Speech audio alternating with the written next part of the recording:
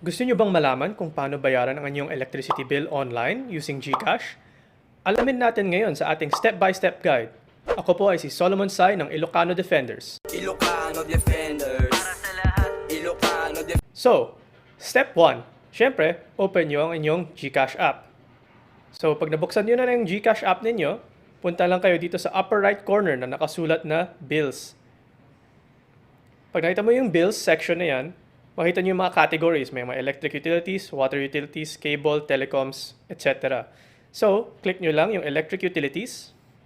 Pwede nyo i-scroll down para makita kung sino ba yung electric company ninyo. So, for example, hanapin natin dito ang Meralco. Pwede nyo rin i-search dito sa taas. So, click yung Meralco. Maglagay kayo ng kung magkano yung nasa statement of account ninyo. So, sabihin natin 50 pesos. I-type ninyo yung kanyang customer account number. Tapos yung email address, I recommend na i-type nyo yung email address nyo yan para makuha nyo yung resibo, para may proof kayo ng payment. Tsaka after that, click nyo na lang yung next. Iko-confirm kung tama ba yung yung payment number. At saka yung kung saan mo kukunin, either through GCash or GCredit.